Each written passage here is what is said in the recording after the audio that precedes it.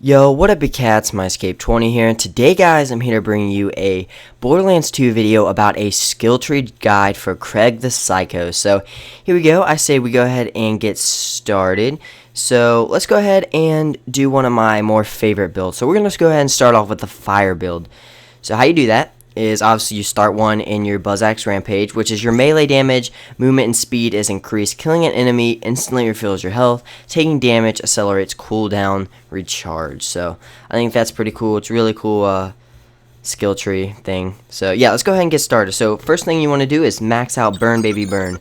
And by maxing this out, you're going to be increasing your burn damage while you're on fire, and also chance of you igniting yourself, which is very important. As you see down there, you have 30% chance of igniting yourself. So that's not all the chance we have of igniting yourself. We're going to add more things in order to get better results. So just hang in there and stay tuned. So next thing you're going to do is fuel the fire 5 out of 5. So you're going to do that, and once you max this one out, like I said, killing an enemy increases your chances of causing elemental effects, which will, obvious 200%, which will make you burn somebody, and then igniting yourself is another 35%.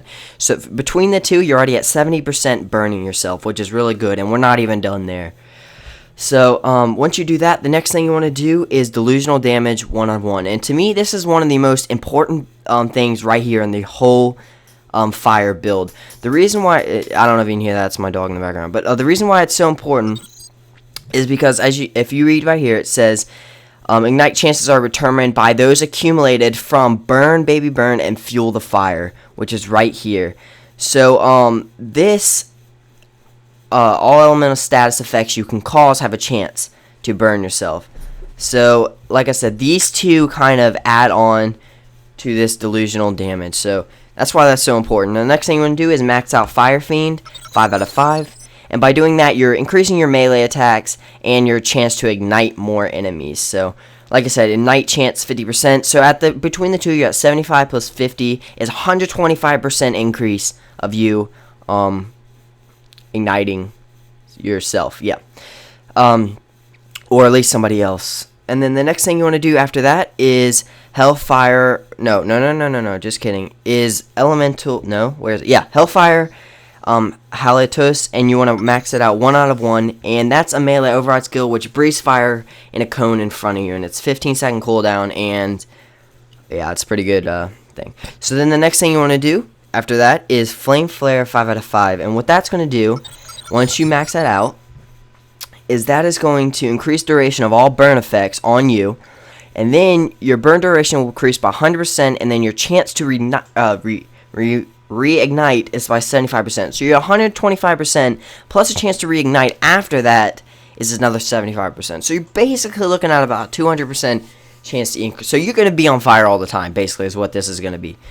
After that, what you want to do is, this is kind of an important part, so make sure you look a little bit carefully on this one. So after you do this one, you're going to do Elementy Empathy 2 out of 5. Yeah, you're gonna go 1 out of 5 on this one. All right, and the reason why you say 1 out of 5 on this one is I'll explain a little bit. And then you're gonna go 2 out of 5 on this one. And what you're trying to do is you're trying to get to this last thing. And the reason why you want 2 out of 5 of this one and not on this one, what this does is all damage received is reduced while you're on fire. So you're kind of like, a tank. This one gives you heals you. So the reason why we did 1 out of 5, obviously this one's more important. What you're gonna do is you're going to go ahead and get this one, and at level 31 you're going to have your max skill tree completed, which you might want to keep in mind. So at level 31, while you're on fire, taking damage from enemies while homing balls of fire that seek out the tractor and explode on impact, and they do that once per second. So after you do that, then you're going to finally max out this one. After you max out this one, you're going to go over here to Empty the Rage, and you're going to increase your melee damage. And once you max that one out, after that, you're going to do Pull the Pin, and this is just a little way to, since you're not going to have that much health, by maxing out, your most potential between this health and this health, you're going to go ahead and do this. That way, if you die, you drop a grenade, because you probably will die quite a bit with this class. It's not a bulky build. This character is not bulky at all. The next thing you want to do is Feed the Meat 5 out of 5, which is maximum health and shield recharge delay increased.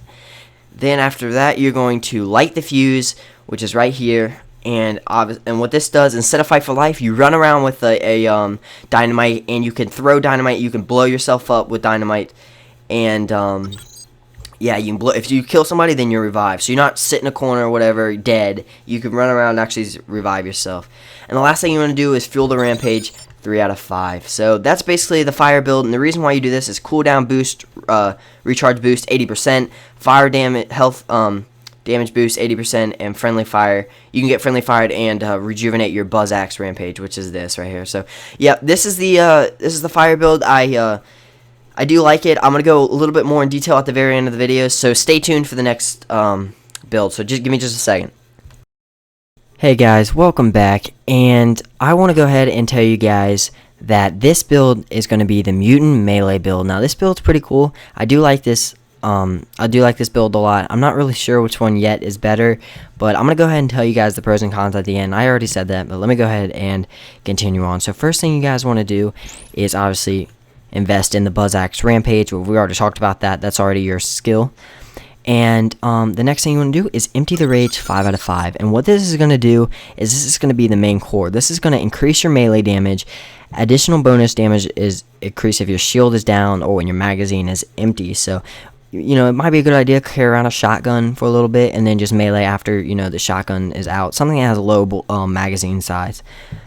And yeah, so next thing you want to do is fuel the rampage 5 out of 5. Now after maxing that out, what this does is cooldown recharge boost plus 100%, health damage boost, and then friendly fire. So what this means is now you're allowed to be hit with friendly fire bullets and allowing you to not only obviously take damage, but you are now going to be increasing your cooldown rate. So that's pretty cool, I suppose.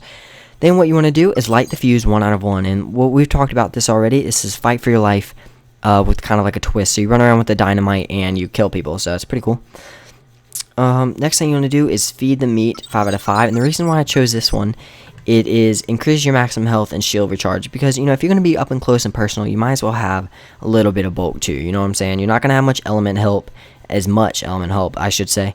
And you're really going to rely on some of your health. So let's see. The next thing you want to do is thrill of the kill 5 out of 5. And after maxing this one out 5 out of 5, a percentage of overkill damage that is over and above what you do. So say you're facing a level 1 and you overkill it, then you're going to get health back. So that's one way to regenerate your health. Turns up to 90% of overkill health.